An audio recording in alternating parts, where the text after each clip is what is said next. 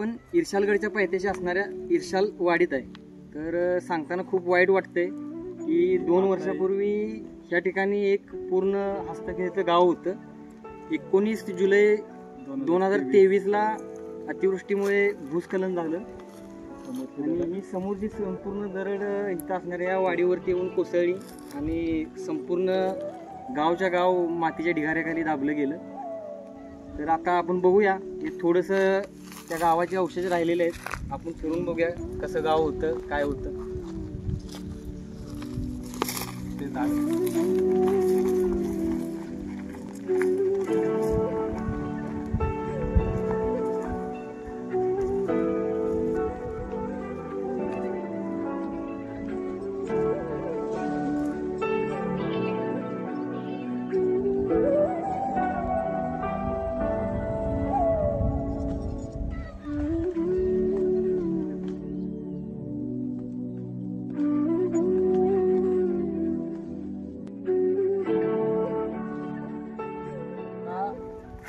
अजून ढिगारा दिसतोय मातीचा.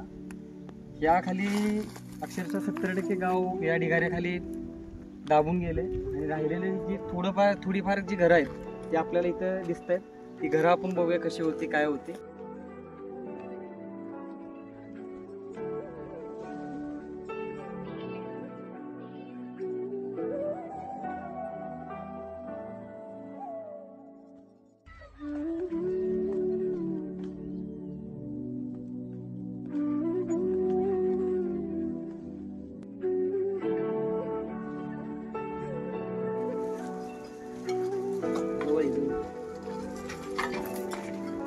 सांगताना आता खूप वाईट वाटते. आपण गावाकडे बघत असतोय प्रत्येकाची भांडण, हेवे दावे, मतमतांतर, हे राजकारण वगैरे सगळं काय गेल्या 2 वर्षात या गावात पण हे सगळ्या गोष्टी असतील. पण एका रात्रीत, एका क्षणात प्रत्येकाची हेवे दावे, मतमतांतर असतील, प्रेम, दुःख, दारिद्र्य सगळं एका क्षणात मातीच्या आड निघून गेलं. आणि ही ओसाड पडलेलं गाव असं बघताना खरंच खूप वाईट वाटते. ही घटना झाल्यानंतर 72 तासाचं रेस्क्यू ऑपरेशन करण्यात आलेलं. त्यावेळी जेवढ्या लोकांना वाचवता आलं तेवढ्या लोकांना वाचवलं. काही लोकांना वाचवण्यात अपयश आलं. आणि आता ह्या लोकांना जी एवढं सगळं गाव इथं या भूस्खलनामध्ये गाडलं गेलं.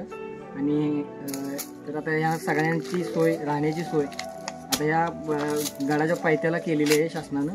तिकडे सगळेजण आता हे राहत असतात. तर जे काही लोक ह्या भूस्खलनात मृत्युमुखी पडले,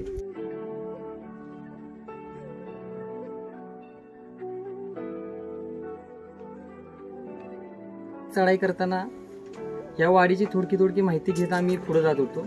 तर रस्त्यात आम्हाला एक दाम्पत्य भेटलेलं. त्यांनी आम्हाला थोडीशी माहिती सांगितली किल्ल्याची. अक्षरशः त्या दाम्पत्याच्या घरचे 12 लोक या घटनेत मृत्युमुखी पडले.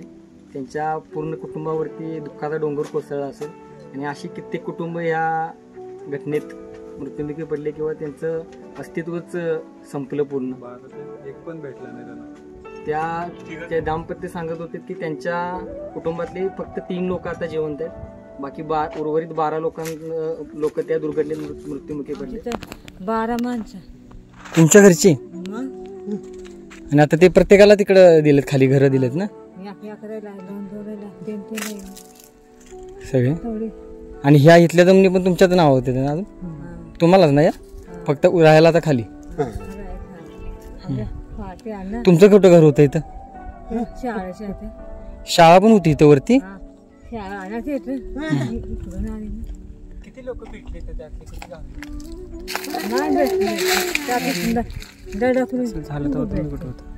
तुम्ही कुठं होता सर ज्यावेळी ते झाले तेव्हा? घरीच होता का? जे रात्रीच झालेलं ना ते? तुमच्या घरची 12 माणसं गेली? बापरे.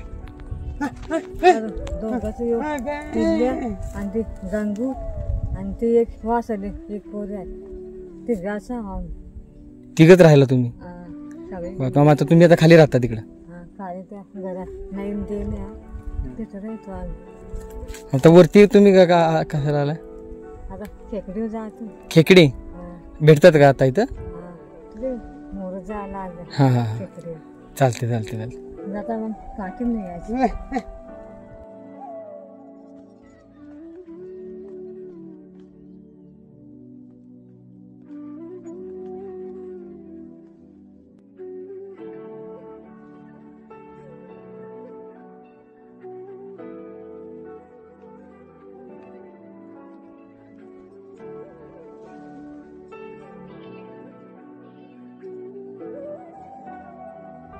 आता आपण हे जे ईर्षलवाडीची अवस्था बघितली, अतिशय दुर्दैवी घटना होती आणि याच्यामध्ये असंख्य लोकांचे बळी गेला आहे.